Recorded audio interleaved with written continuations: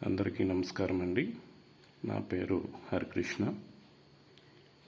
ఈరోజు నేను JS educational world అనేటువంటి ఒక యూట్యూబ్ ఛానల్ ద్వారా మీకు ప్రతిరోజు ఈనాడు పేపర్లో వచ్చేటువంటి కరెంట్ అఫైర్స్ని మీకు అందిద్దామని ఈ ఛానల్ ప్రారంభించడం జరిగింది.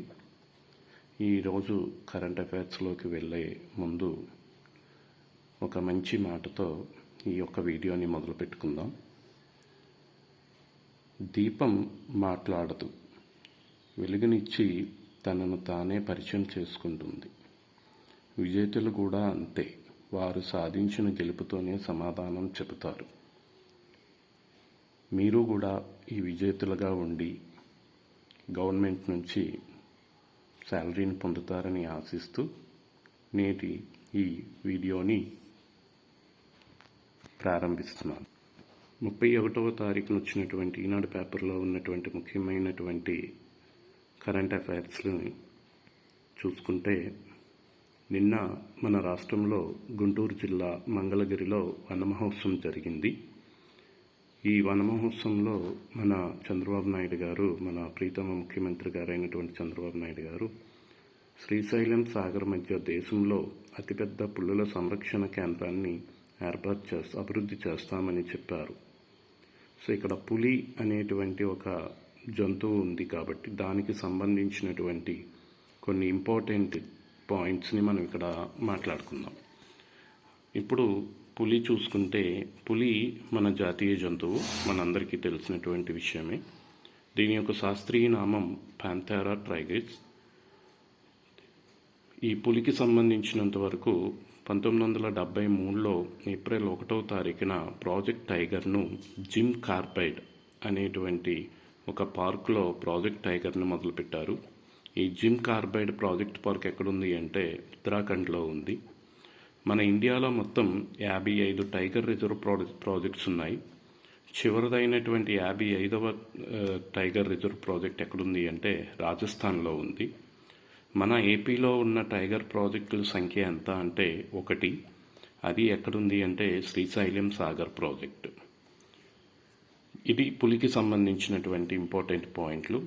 అలాగే పర్యాటక రంగంలో మన పర్యాటక రంగం ప్రపంచ జీడిపిలో 2023లో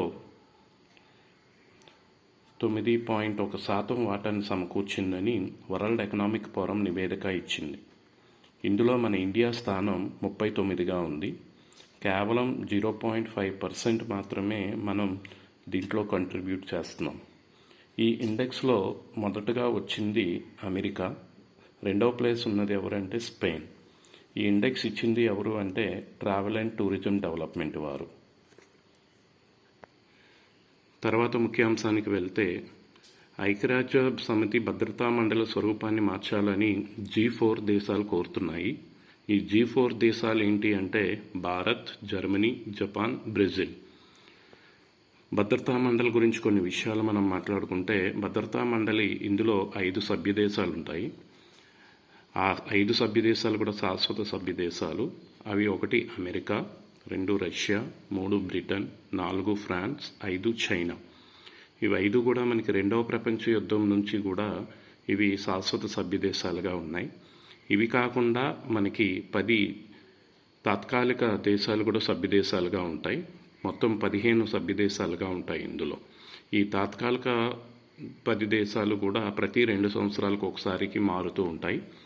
యుఎన్ఓ గురించి కొన్ని ఇంపార్టెంట్ పాయింట్స్ మాట్లాడుకుంటే, యుఎన్ఓ ప్రధాన కార్యాలయం ఎక్కడుంది అంటే న్యూయార్క్. ప్రస్తుత అధ్యక్షుడు ఎవరు అంటే అంటోనియో గుటెరస్. ఈయన పోర్చుగల్ దేశానికి సంబంధించిన వ్యక్తి. ఈయన 2017 నుంచి కూడా అధ్యక్షుడిగా కొనసాగుతున్నారు. యుఎన్ఓ యొక్క మొదటి అధ్యక్షుడు ఎవరు అంటే గ్లాడ్విన్ బెజ్ అనేటువంటి వ్యక్తి మొదటి అధ్యక్షుడిగా ఉన్నారు. ఇది యుఎన్ఓకు సంబంధించినంత వరకు ముఖ్యమైన విషయాలు. తర్వాత విషయానికి వెళ్తే, భారత్కి త్వరలో 3వ అణుజలాంతర్గామి. ఇప్పటి వరకు మనకి 2 అణుజలాంతర్గాముల్ని ఇవ్వడం ఆల్రెడీ స్టార్ట్ చేయడం జరిగింది. నిన్ననే మన రక్షణ శాఖ మంత్రి గారు 2వ అణు జనశక్తి జలాంతర్గామిని మొదలుపెట్టారు, ఐఎన్ఎస్ హరిగాత్ని. కానీ ఇప్పుడు మూడవది కూడా తయారు చేస్తున్నారు. మొత్తం మనకి 3 రాబోతున్నాయి. అందులో ఒకటో దాని పేరు ఏంటి అంటే ఐఎన్ఎస్ హరిహంత్, రెండవ దాని పేరు ఐఎన్ఎస్ హరిగాత్, మూడవ దాని పేరు ఏంటి అంటే ఐఎన్ఎస్ హరిదమన్. ఈ మూడుని కూడా మనకి జలాంతర్గాములుగా మనకి సేవలు అందించబోతున్నాయి. తర్వాత విషయంకి వస్తే పారా ఒలింపిక్స్ మనకి ఆగస్టు 28, 2024లో ప్రారంభమయ్యాయి. ఇవి పారిస్లో జరుగుతున్నాయి. నిన్న జరిగినటువంటి పారా ఒలింపిక్స్లో మన ఇండియాకి 4 పథకాలు వచ్చాయి. అందులో అవని లేఖర షూటింగ్లో 1 స్వర్ణం, మనీష్ నర్వాల్ షూటింగ్లో రజతం, మోనా అగర్వాల్ షూటింగ్లో కాంస్యం, ప్రీతి పాల్ 100 మీటర్స్ పరుగులో కంచు సాధించడం జరిగింది. అండర్-20 ప్రపంచ అథ్లెటిక్స్ ఛాంపియన్షిప్లో భారత్ అథ్లెట్ అతి సత్తా సాటింది. 10,000 మీటర్ రేస్ వాక్లో కాంస్యం పొందింది. ఈ క్రీడలు పెరూలో జరుగుతున్నాయి. తర్వాతి అంశం, స్లోవేకియా నూతన అధ్యక్షుడిగా పీటర్ పెల్లిగ్రిని ఎన్నికయ్యారు. దీని యొక్క రాజధాని బ్రాటిస్లావా, దీని యొక్క కరెన్సీ యూరో.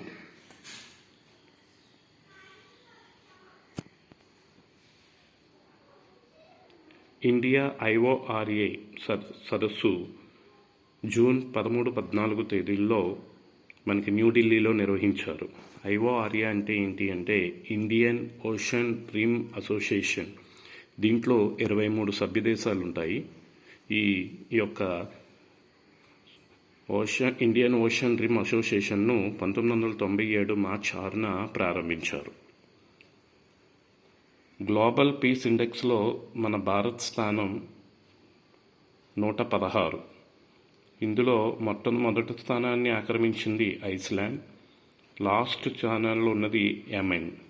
ఈ యొక్క గ్లోబల్ పీస్ ఇండెక్స్ని ఇచ్చినటువంటి సంస్థ ఏది అంటే institute for economics and peace అనేటువంటి.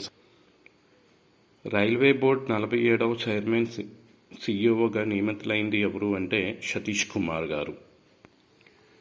కేంద్ర సాహిత్య అకాడమీ భాషా సమ్మాన్ అవార్డు 2021ని అందుకున్నది బేతవోలు రామబ్రహ్మం. కేంద్ర పారిశ్రామిక భద్రతా దళం CISF డైరెక్టర్ జనరల్గా రాజేంద్ర సింగ్ భట్టి నియమితులయ్యారు. ఇది ఈరోజు కరెంటు అఫైర్స్లో భాగంగా ఈనాడు పేపర్లో వచ్చినటువంటి ముఖ్యమైన అంశాలండి. ఇలాగే ప్రతిరోజు కూడా నేను ఈనాడు పేపర్లో వచ్చినటువంటి ఇంపార్టెంట్ కరెంట్ అఫైర్స్ని మీకు అప్లోడ్ చేయడం జరుగుతుంది. దయచేసి మా ఈ ఛానల్ని సబ్స్క్రైబ్ చేసుకొని మమ్మల్ని ప్రోత్సహించాల్సిందిగా కోరుచున్నాం. అదేవిధంగా దీని యొక్క PDFని వాట్సాప్ ఛానల్ మరియు టెలిగ్రామ్ ఛానల్లో పెట్టడం జరుగుతుంది. దాని యొక్క లింక్ని నేను ఈ వీడియో యొక్క డిస్క్రిప్షన్లో ఇస్తాను. దయచేసి ఈ PDFs కావాలనుకునే వాళ్ళు దాని యొక్క ఛానల్లో జాయిన్ అవ్వాల్సిందిగా కోరుచున్నాం. ధన్యవాదాలు.